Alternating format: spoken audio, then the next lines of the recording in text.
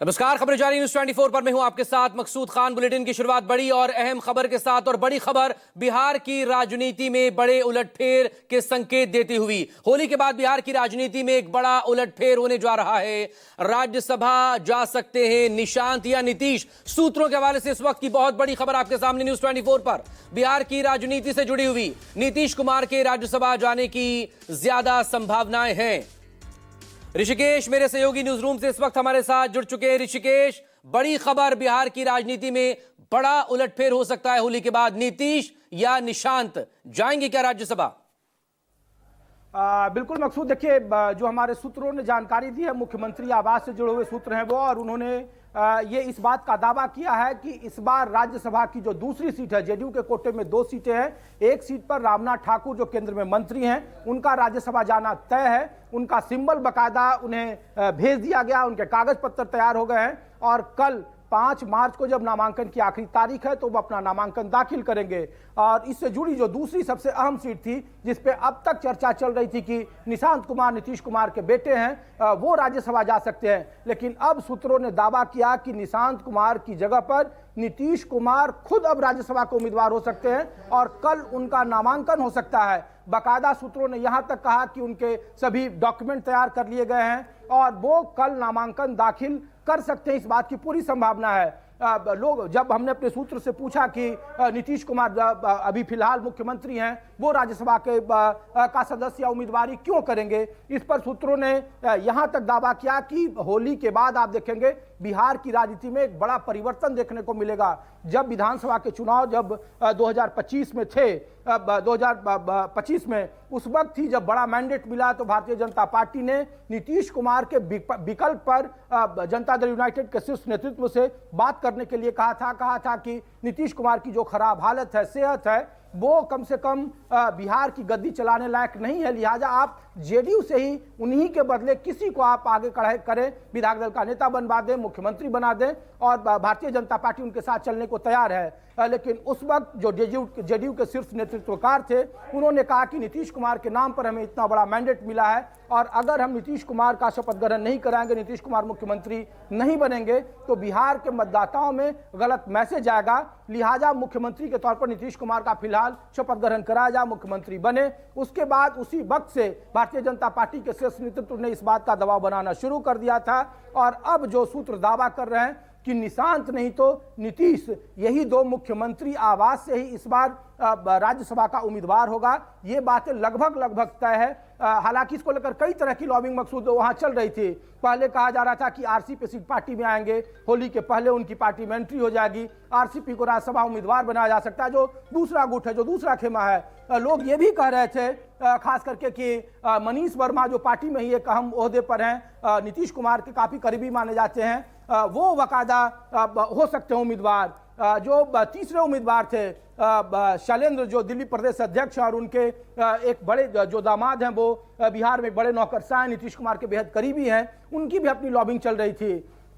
हरिवंश जो उपसभापति हैं और जेडीयू से 2 बार के लोकसभा राज्यसभा के सांसद थे, उनके नामों की भी चर्चा थी, लेकिन हरिवंश अब राज्यसभा के उम्मीदवार नहीं होंगे जेडीयू से, सूत्रों ने यह कंफर्म कर दिया, उनका राज्यसभा से पत्ता कट गया है। और हरिवंश के जगह पर जो दूसरी सीट है मकसूद, उसमें अब निशांत की जगह नीतीश कुमार के जाने की चर्चा काफी ज्यादा है, संभावना काफी ज्यादा प्रबल है। हालांकि ये कल पता चल जाएगा जब 5 मार्च को सुबह एनडीए के तमाम जो राजनीतिक दल हैं वो वहां पर इकट्ठा होंगे, नीतीश कुमार के नामांकन में शामिल होंगे, या फिर नीतीश कुमार के बदले निशांत की जो राजनीतिक एंट्री थी वो नीतीश कुमार के बेटे निशांत राज्यसभा के उम्मीदवार होंगे। इन्हीं दोनों में से एक को उम्मीदवार होना है, लेकिन सूत्रों ने जो मुख्यमंत्री आवास से जुड़े हुए हैं, जो काफी बेहद नजदीक है मुख्यमंत्री के यहाँ, उनके मुताबिक जो प्रबल संभावना है वो नीतीश कुमार की है, और इसलिए वो उन्होंने संकेत दिया कि होली के बाद आप देखेंगे बिहार की राजनीति में बड़ा उलटफेर होगा।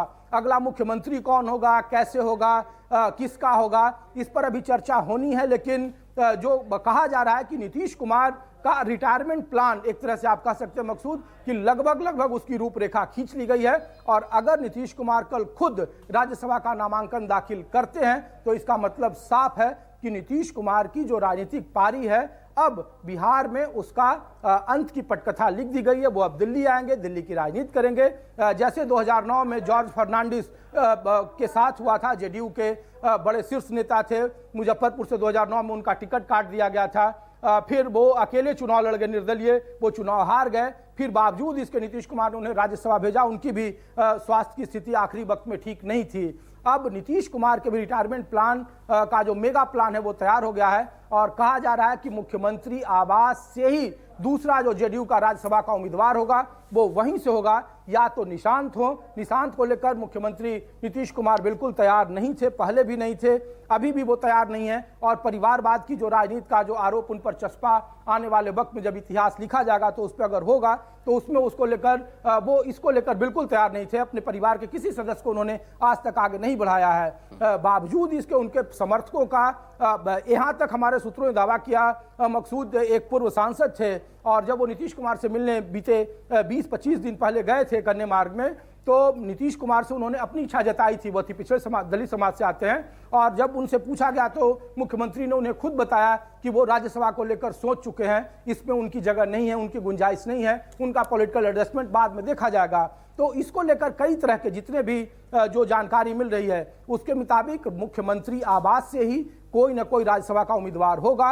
और संभावना पहले निशांत कुमार की थी, नीतीश कुमार के बेटे की थी, उनके समर्थक चाहते थे। पटना में गॉसिप में पूरा गलियारों में इस बात की चर्चा थी। विजय चौधरी से लेकर अशोक चौधरी से लेकर जो जेडीयू के बड़े नेता हैं वो सब लोग नीतीश कुमार की तरफदारी कर चुके थे। यहाँ तक कि कार्यकारी अध्यक्ष संजय झा से भी कई बार पूछा गया तो उन्होंने निशांत का नाम लिया था। लेकिन निशांत कुमार को लेकर उनके समर्थकों की राय जरूर है कि राज्यसभा के उम्मीदवार राज्यसभा वो जाए, राजनीति में एंट्री करें। लेकिन अब जो चर्चा आ रही है, अब जो सोर्स संकेत दे रहे हैं सूत्र, उसके मुताबिक नीतीश कुमार की संभावना प्रबल है राज्यसभा में के बतौर उम्मीदवारी के तौर पर।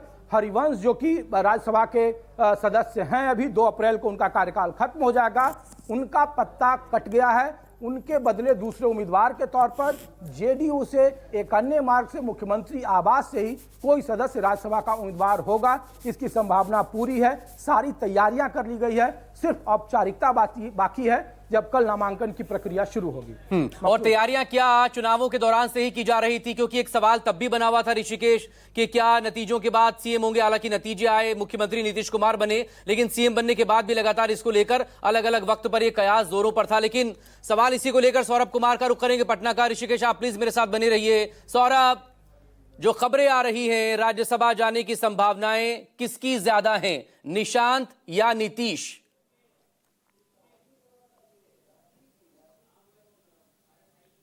मकसूद, सबसे बड़ी बात है कि आपने बिल्कुल सही कहा कि जब से बिहार विधानसभा का चुनाव हुआ है उसी समय से यह कयास लगाया जा रहा है कि नीतीश कुमार का आखिर एक सम्मानजनक एग्जिट प्लान क्या होगा। निश्चित तौर पर ये सभी जो एनडीए के सहयोगी दल हैं वो इस पर विचार कर रहे हैं और लगातार विचार कर रहे हैं। लेकिन जो नतीजे आए वो कहीं ना कहीं नीतीश कुमार के पक्ष में था और नीतीश कुमार को एक मजबूत स्थिति में लाकर खड़ा कर दिया। और उसमें ये नहीं हो सका कि आप इस वक्त नीतीश कुमार को मुख्यमंत्री नहीं बना सकते हैं, क्योंकि अगर एनडीए या बीजेपी के तरफ से यह फैसला लिया जाता तो निश्चित तौर पर इसका काफ़ी नुकसान जो है वह एनडीए को उठाना पड़ता। इसीलिए नीतीश कुमार को मुख्यमंत्री बनाया गया, क्योंकि विधानसभा चुनाव से पहले जब भी बीजेपी के नेताओं से यह पूछा जाता था कि बिहार का अगला मुख्यमंत्री कौन होगा तो वो इनकार कर देते थे। वो कहते थे कि नतीजे आएंगे और विधायक दल की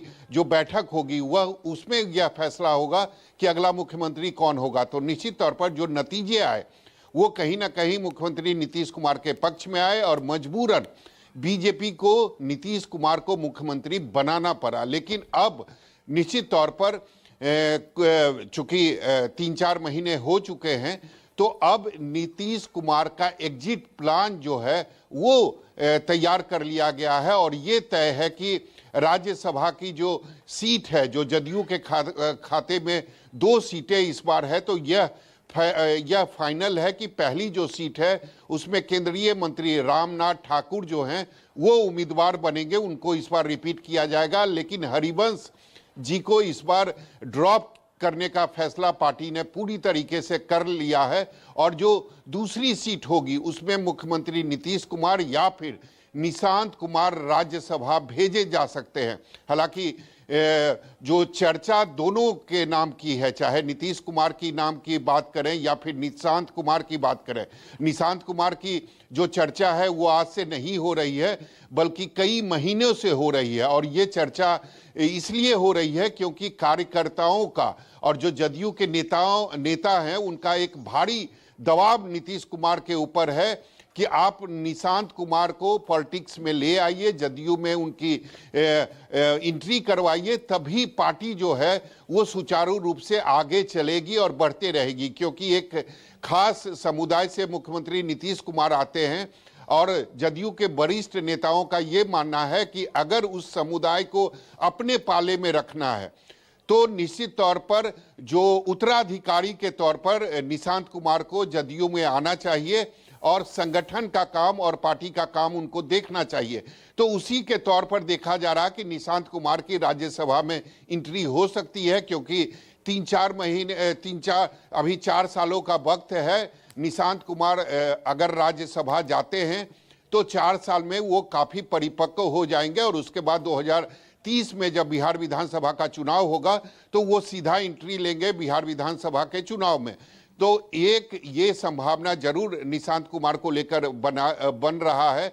और दूसरी बात यह भी है कि जो कार्यकारी राष्ट्रीय अध्यक्ष हैं संजय झा, वो भी इस वक्त राज्यसभा के सदस्य हैं। तो निश्चित तौर पर अगर निशांत जाते हैं तो उनके छत्र छाया में वो रहेंगे, उनके मार्गदर्शन में रहेंगे निशांत, और चीज़ों को देखेंगे, देश की राजनीति को समझेंगे और उसके बाद उनकी एंट्री 2030 में बिहार विधानसभा चुनाव में होगी। दूसरी संभावना यह भी है कि बीजेपी ने पूरी तरीके से नीतीश कुमार को मना लिया है और एक सम्मानजनक जो रिटायरमेंट प्लान होता है, जो एग्जिट प्लान होता है, उसके लिए नीतीश कुमार को तैयार कर लिया है बीजेपी ने। और आपको याद होगा कि कुछ दिन पहले बीजेपी के तरफ से जदयू को यह ऑफर दिया गया था कि अब आप यानी नीतीश कुमार मुख्यमंत्री का पद आप छोड़ दें, इसके बदले हम आपके बेटे निशांत कुमार को डिप्टी सीएम बना देंगे और बीजेपी का कोई नेता जो है वह बिहार का मुख्यमंत्री बनेगा। तो अंदर खाने जो है आज से नहीं, पिछले 2 महीने से ये सारी बातचीत जो है वो चल रही थी। सबसे पहले बीजेपी के नेताओं ने संजय झा और केंद्रीय मंत्री ललन सिंह को यह बातें कही थी कि आप जाके नीतीश कुमार से बात करें, लेकिन उन्होंने मना कर दिया था। उन्होंने कहा था कि अगर आपको बात करना है तो आप सीधे मुख्यमंत्री नीतीश कुमार से बात करें। और आपको याद होगा कि करीब 1 महीना पहले नीतीश कुमार दिल्ली गए भी थे और उनकी बीजेपी के नेताओं से मुलाकात भी हुई थी, लेकिन उस समय नीतीश कुमार ने हामी नहीं भरी थी। लेकिन ये बातचीत जो है वो लगातार चल रही थी। तो अगर नीतीश कुमार राज्यसभा जाते हैं तो निश्चित तौर पर नीतीश कुमार इसके लिए तैयार हो गए, जो बीजेपी चाहती थी कि उनका सम्मानजनक एग्जिट प्लान क्या होगा। ऋषिकेश, पिछले 2 दशक से नीतीश कुमार को मुख्यमंत्री के तौर पर बिहार की जनता देख रही है। अब जैसा कि सौरभ ने जिक्र किया, अगर नीतीश राज्यसभा जाएंगे तो एक रिस्पेक्टेड उनका एग्जिट रिटायरमेंट प्लान यहां पर प्लान मिल जाएगा। लेकिन निशांत अगर जाएंगे तो फिर तो मुख्यमंत्री बदला ही नहीं जा सकता। तो क्या बेहतर इस वक्त संभावनाएं वहां की नजर आ रही है बीजेपी के लिहाज से? लेकिन फिर सवाल ये रहेगा कि बीजेपी से तो फिर सीएम कौन? नहीं मकसूद, देखिए ये सारी कवायद है राज्यसभा का चुनाव, वो बिहार में सत्ता परिवर्तन को लेकर है।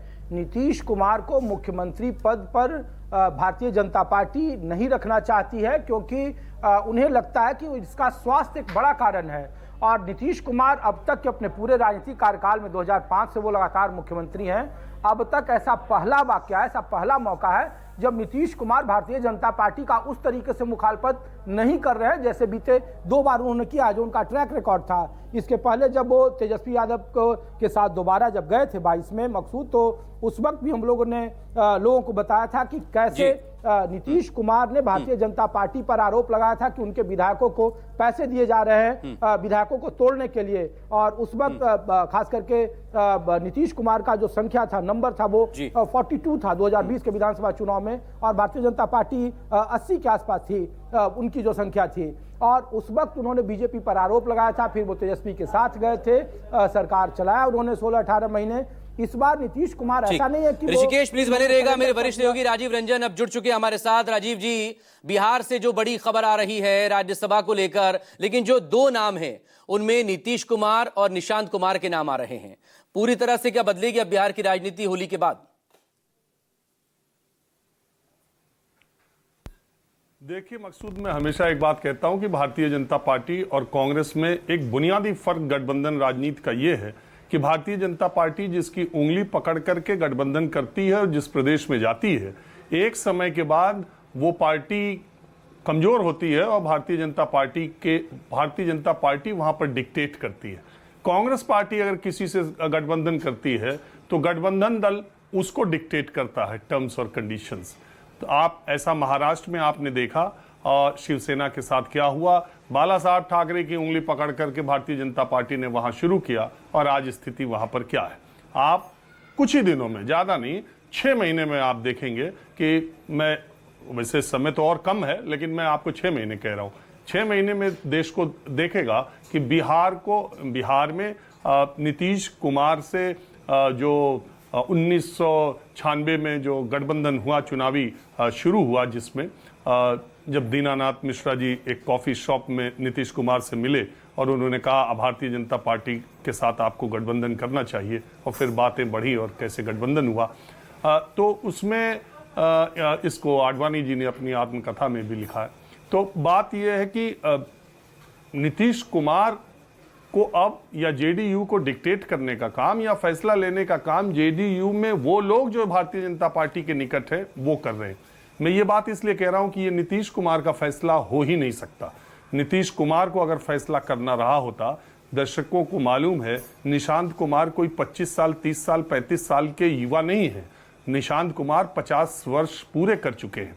50 साल में अगर नीतीश कुमार ने उन्हें राजनीति में लाने का फैसला नहीं किया तो इसीलिए नहीं किया कि नीतीश कुमार देश के उन बिरले नेताओं में हैं जो इतने लंबे समय तक सार्वजनिक जीवन में रहे, भ्रष्टाचार का एक छींट उनके दामन पर नहीं है, परिवारवाद का कोई आरोप नीतीश कुमार के ऊपर नहीं है, और एनडीए में रहते हुए कम्युनल पॉलिटिक्स की बात नीतीश कुमार ने कभी नहीं की, और यह जानते हुए कि माइनॉरिटीज के लोग उनको वोट उस अनुपात में नहीं करते हैं। बिहार के मुसलमानों के लिए, मदरसों के लिए, कब्रिस्तानों के लिए जो काम नीतीश कुमार ने किया है, हिंदुस्तान में किसी दूसरे मुख्यमंत्री ने नहीं किया है, खासकर एनडीए शासित राज्यों में।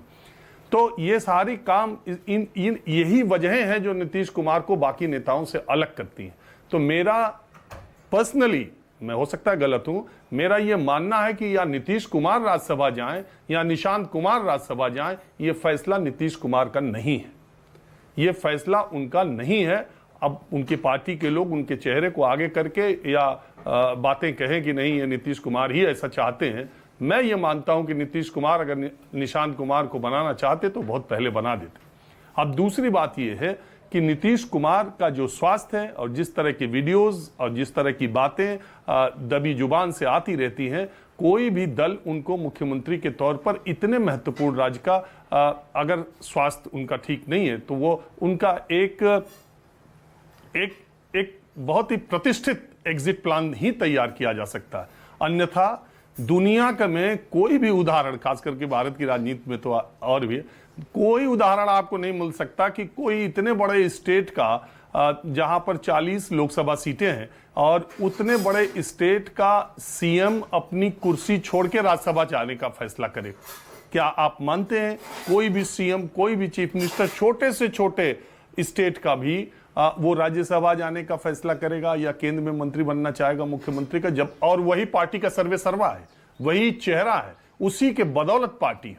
अब तीसरा जो महत्वपूर्ण बात है मकसूद इससे निकलती है, जेडीयू मतलब नीतीश कुमार और नीतीश कुमार मतलब जेडीयू, ये एक आदमी के, एक व्यक्तित्व के करिश्मे की पार्टी है, बाकी इसमें कोई लीडर नहीं है, एक ही नेता है जिसका नाम है नीतीश कुमार।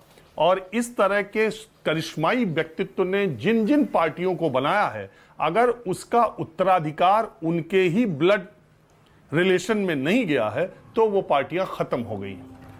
वो पार्टियां खत्म हो गई क्योंकि वो उसकी संरचना या उसका जुड़ाव उस पार्टी के मतों का उसी तरह का रहता है कि उस आदमी के परिवार में अगर पार्टी है तब तो रहेगा, नहीं तो वो पार्टी खत्म हो जाएगी। यही कारण है कि मुलायम सिंह यादव ने अखिलेश यादव को, लालू यादव ने तेजस्वी यादव को, रामविलास पासवान की पार्टी एलजेपी चिराग पासवान को, ये जितनी रीजनल पॉलिटिकल पार्टीज है, कुछ लोग इसे कहेंगे कि मैं परिवारवाद की बात कर रहा हूं, लेकिन जो सच बात है वो ऐसी है। क्यों मैं ये बात कर रहा हूं, उसके बहुत सारे उदाहरण हैं।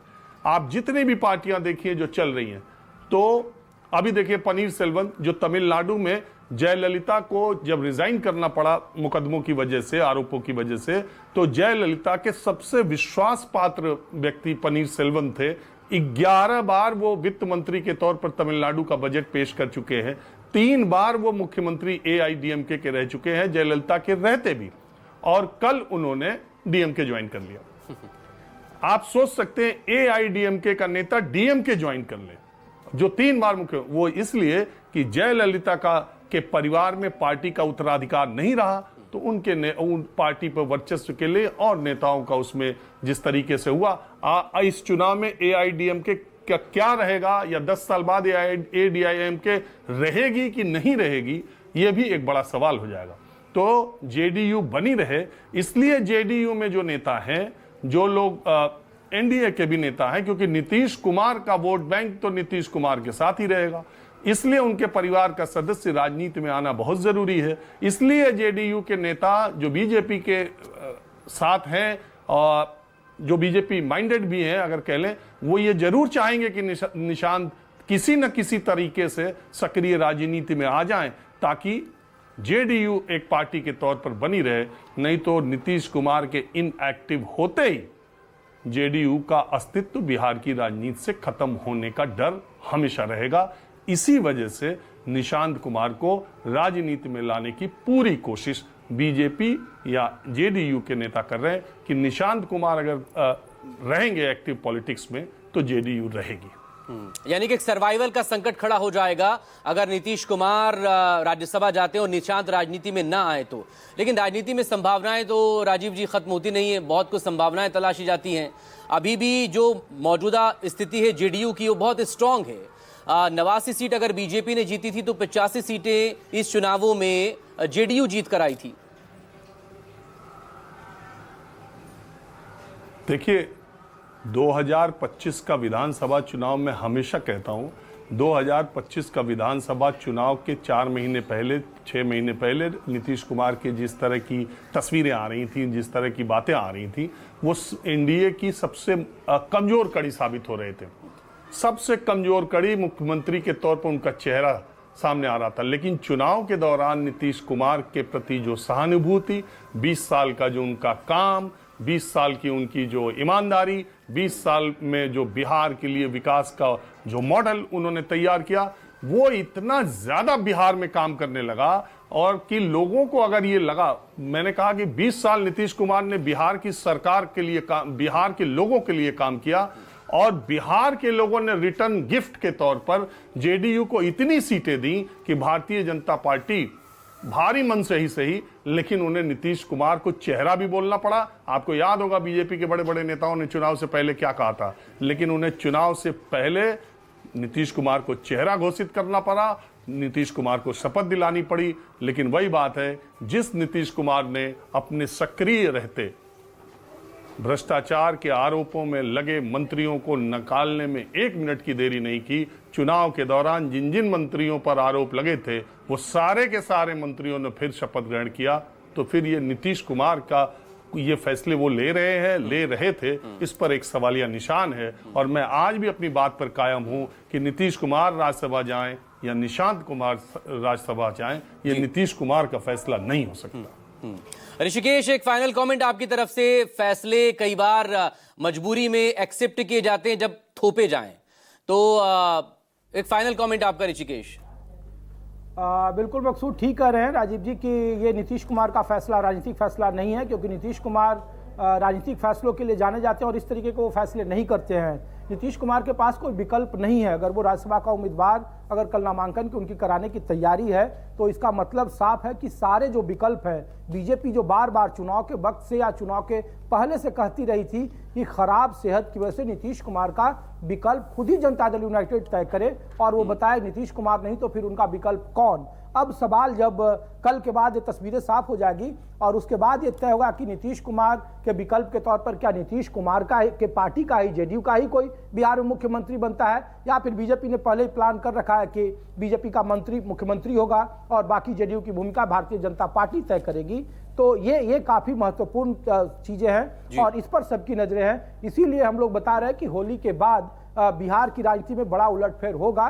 पहला जिसकी शुरुआत कल 5 मार्च नामांकन की तारीख है, आखिरी तारीख है और उस दिन जेडीयू के जो 2 उम्मीदवार का नामांकन होगा वो काफी अपने आप में दिलचस्प है।